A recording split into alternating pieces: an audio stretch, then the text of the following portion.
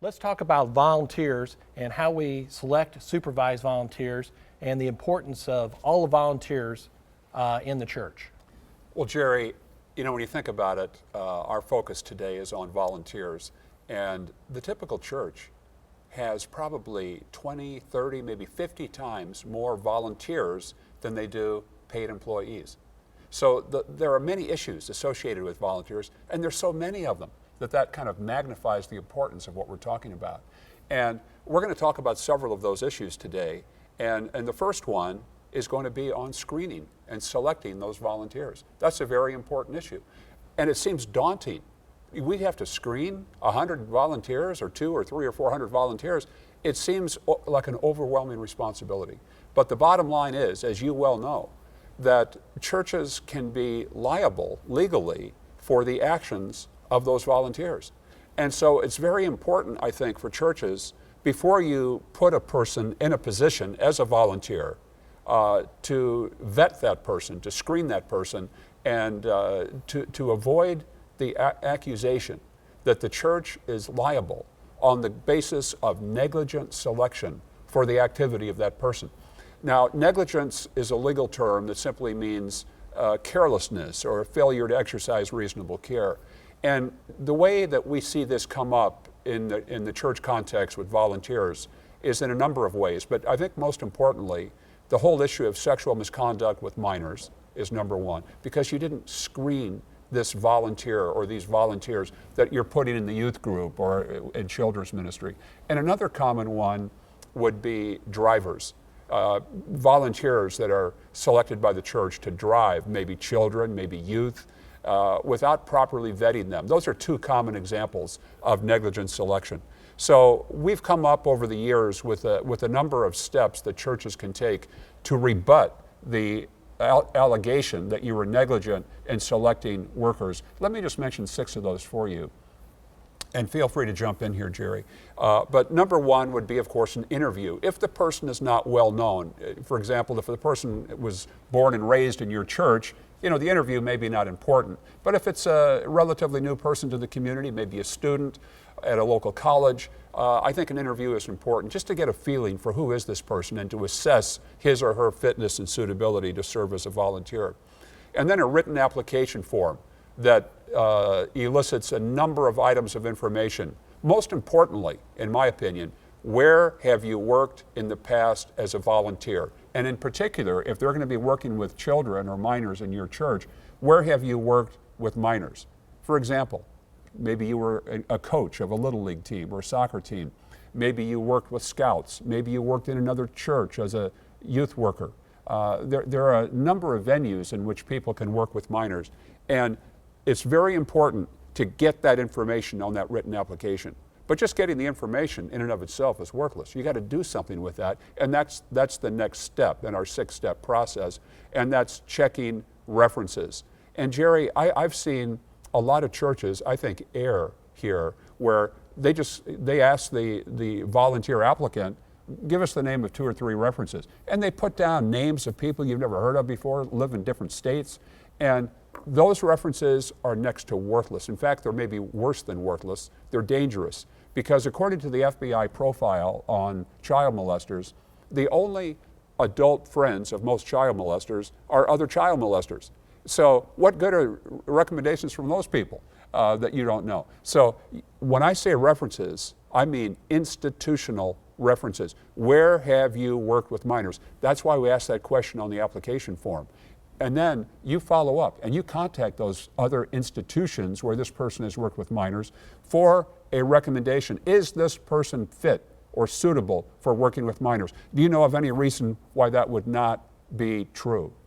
One of the things that I know that we will make available to every one of our churches is the volunteer application that we use for volunteers if someone is going to volunteer for a church, and also the reference check form that we have available that will ask those 3 or 4 questions that they need to ask every single person.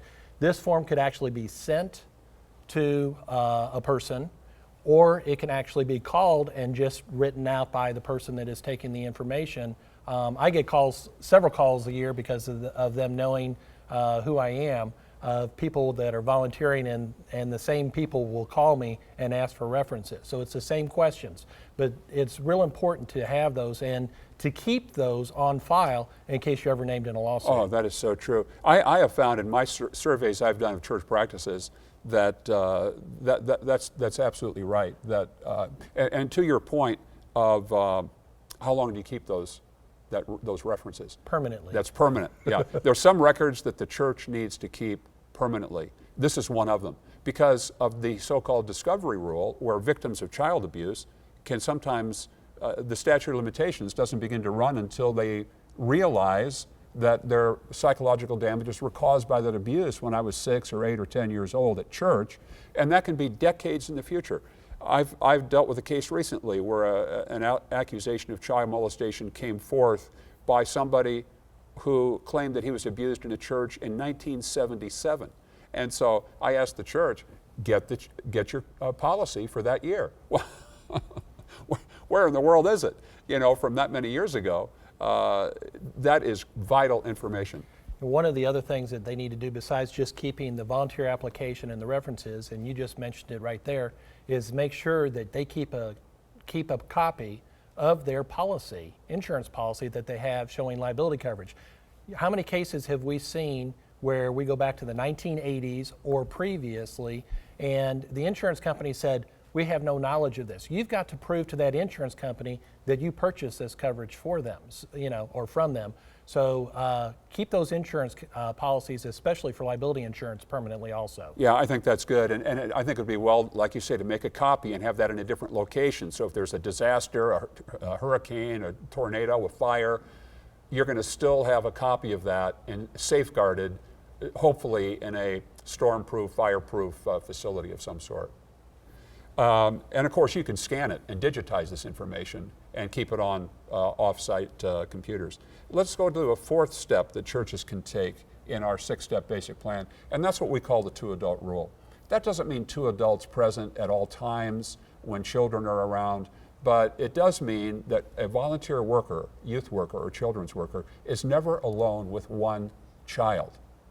There's got to be 2 people if there's 1 child. You can have multiple children with 1 adult. Look at your local public school down the street. Go to the 2nd grade classroom. What do you see? Typically 1 teacher, 30 or 40 students. That's the state policy in your state in most cases. That doesn't violate the 2-adult rule. So I think sometimes churches place upon themselves a burden that's not only heavy, but it's unworkable, and that puts you in the worst possible position because you have a policy that you can't implement or enforce, and that's going to be Exhibit A in a lawsuit against your church.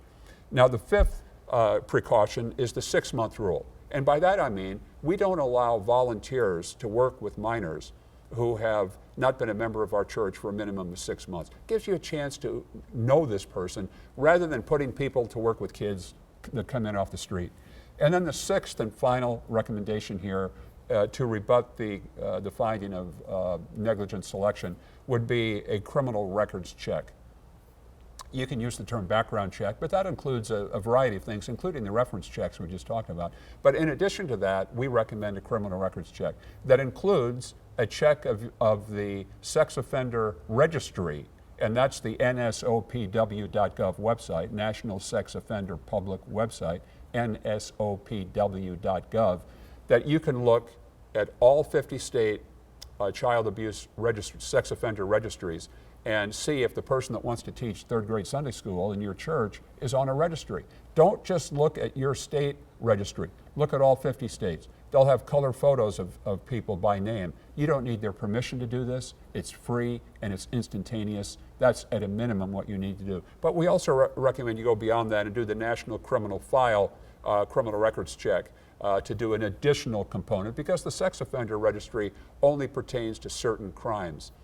So those are the 6 things that we believe, and this is based on experience and a review of all pertinent litigation, put you in a position that's defensible. That yes, we cannot protect or we can't prevent this from happening, child molestation at the church, but we can put our church in a position where we're managing and reducing that risk by taking steps such as these. Rich, we got a question that just came in, and basically what the question is we have people that regularly attend our church, and they actually volunteer with children. Do we have to follow the 6-month rule, and do they have to be members? I would highly recommend that. There's no right or wrong answer to that question, as you know, Jerry. It's a question of risk. How much risk are you willing to assume? I often put it this way. Just imagine that in some prominent place in your church lobby, you have a giant risk meter that's about 10 feet square, and there's this needle, and over here is low risk, over here is high risk. You get to choose the placement of that needle by the answer to questions. So, well, we're going to use a volunteer. Here's a college student that has been in our community for 6 weeks, and we don't know him, but he wants to teach a Sunday school class for kindergartners. We're going to, what do we want to wait 6 months for? He's eager to get started. The needle's coming this way to high. If you use him. Most people want that needle on this side where your risks are low, not just for personal injury, but also for church liability. So I believe the standard should be membership for 6 months, and that puts you in the best position from a risk standpoint. Okay. I know that a lot of churches don't actually keep active membership rolls, and sometimes people will attend church for several years and people know them, but they're not members of the church. Mm-hmm. In that case, what it does is just brings that meter back a little bit more from somebody attending less than 6 months. Yes. But I guess each church will be their own guide in that situation. And I'm sensitive to that question, Jerry, that some churches really do. It's common to have people that for whatever reason decide not to become full-fledged members of the church, and yet they've attended for years. Absolutely, you make an exception in a case like that for long-term members. Where you cut off that line, that's up to the church. The longer, the better. Sounds good. And then let's go ahead and move on to a related issue. We've talked about selection of these volunteer workers. Another issue is the supervision of those volunteers, because a church can actually be liable for not just being negligent or careless in selecting the volunteer, but in negligently supervising the volunteer or an activity in which volunteers work. So for example, you want to have an adequate number of properly qualified workers at church events, especially those involving youth. So for an example a common example would be water events, where you take the youth group to the lake or to the ocean or to a swimming pool swimming. If it's a facility without trained lifeguards on duty, which is always my recommendation, that you limit these events to those locations, then you impose upon yourself a duty to have trained personnel that are CPR qualified. Jerry, how many times have we seen children or youth that drown and can't be resuscitated at a church event because there was no qualified person present? And you stand there and watch that child die. Another very important point here with regard to proper supervision is checking with other charities. That was one of the findings in the Penn State case involving Jerry Sandusky, the so-called Freeh report. Louis Freeh, the former FBI director, he was in charge of a committee that came up with about 120 recommendations for Penn State with regard to their very frequent involvement with minors on that campus. They had summer camps, they had all kinds of programs that brought minors onto the campus. And the Freeh report came up with 120 recommendations. One of them was comparability analysis. And by that they meant constantly compare your policies with those of other charities. So for churches, the best comparison would be to your public schools, because that's a state agency. So what the policies in your public schools would be represent what your state determines to be a minimum standard of care. So if your church aligns with those practices, how can you be liable? How can you be guilty of negligence? But I still recommend you go beyond the public schools. You start there, but check with a couple of other national youth-serving charities that have affiliates in your community, such as YMCA summer camps, such as Red Cross, Boy Scouts, Girl Scouts, etc.